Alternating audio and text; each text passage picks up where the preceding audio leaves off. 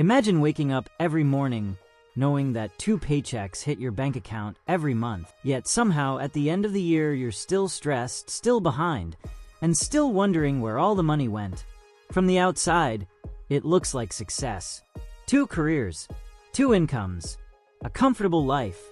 But behind closed doors, many dual-income households are quietly collapsing financially. Not because they're lazy, not because they're bad with money, but because the system they trusted was never designed to make them wealthy.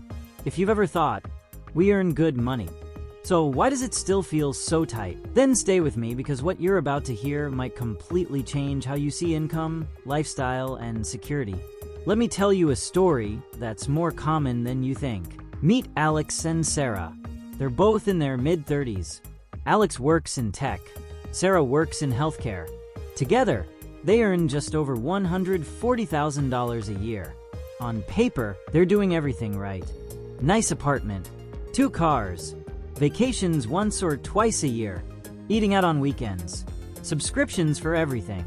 Friends and family see them as doing well, but what no one sees is the anxiety at night. The quiet arguments about money, the savings account that never seems to grow, the fear that if one income disappears, everything falls apart. That's the silent collapse of dual-income households. Before we go any further, if content like this helps you see money more clearly and think differently about wealth, take a second to like this video and subscribe to Capital Signal. It helps the channel grow, and it tells YouTube to show this message to more people who need to hear it. Now let's keep going, because this gets deeper. Here's the uncomfortable truth. 2 incomes don't create wealth. They create lifestyle inflation. When one person earns more, life improves a little. When 2 people earn more, life expands fast. Bigger home, better cars, higher expectations.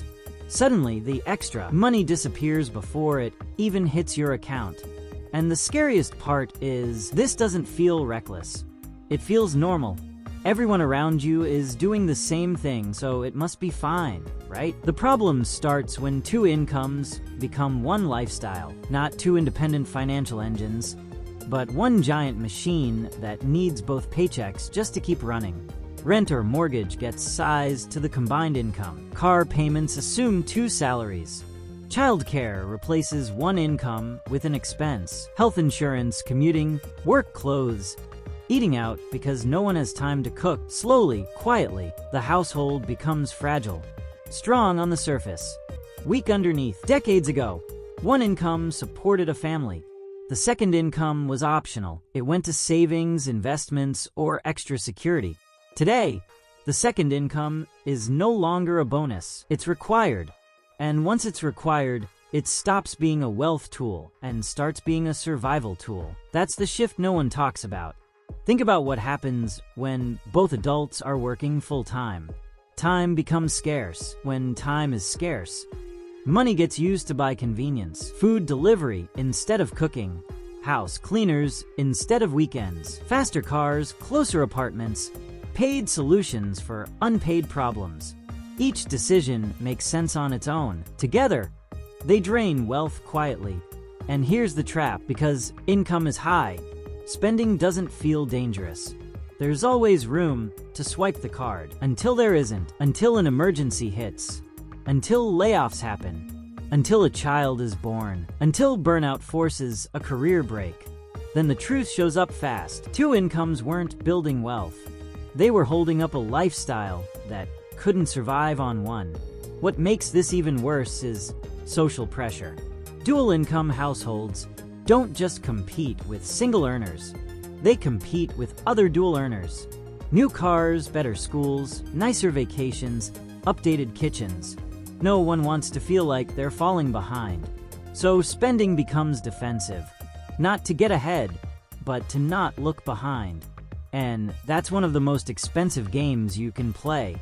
Let's talk about savings, because this is where the collapse becomes obvious. Many dual-income households save less, not more. Why? Because saving feels optional when income feels strong. We'll start next year, once the bonus comes. After this expense. But expenses keep coming. Lifestyle expands, to fill every raise. And suddenly, people earning six figures have less financial security than someone earning half that but living intentionally. Another hidden cost is burnout. Too demanding jobs mean constant pressure. Stress leaks into relationships. Health suffers. Energy disappears. And, ironically, the higher the income, the harder it feels to step off the treadmill. You can't downshift easily, because everything is priced at the top end of your earnings. So people keep running, not because they want to, but because they have to. This is why dual-income households are often one bad year away from crisis. Not broke, but brittle. High income, low flexibility. Strong cash flow, weak foundation, and that's a dangerous place to live. Now, here's the part most people miss. The goal isn't to avoid two incomes. The goal is to use them correctly. Two incomes can be powerful, but only if one of them is treated like a weapon for freedom, not fuel for lifestyle. That means building a life that can survive on one income, even if you currently earn two. It means using the second income to buy security, not stuff. Imagine if Alex and Sarah sized their life to Alex's income alone. Same apartment, but cheaper. One reliable car instead of two payments. Fewer subscriptions. More margin. Then Sarah's income becomes savings, investments, debt payoff, and optional upgrades. Suddenly, stress drops. Time opens up. Choices expand. Wealth starts to grow quietly, consistently. This is the shift that changes everything. From how much can we afford to how much do we need? From income-based spending to value-based living. From fragile success to real security. And this isn't about deprivation. It's about control. Control over time. Control over decisions. Control over the future. When your life needs two incomes to survive, you don't own your time. When your life can run on one, you get leverage. You get options. You get peace. Ask yourself this honestly. If one income disappeared tomorrow, what would happen? Would life adjust? Or would it collapse? That question alone reveals more about your financial health than any salary number ever could. This is why at Capital Signal, we don't just talk about making money. We talk about keeping it, protecting it, and turning it into freedom. Because income without structure doesn't create wealth. It creates dependence. As we get closer to the end, I want you to reflect on something. Many people blame the economy, inflation, or bad luck. But often, the real issue is invisible design. A life built around maximum income instead of maximum resilience. A household optimized for appearances instead of stability. You don't need to quit your job. You don't need to downsize overnight. But you do need awareness. Start by tracking where the second income actually goes. Not where you think it goes, where it really goes. Then decide, intentionally, what that money should do for you instead of against you.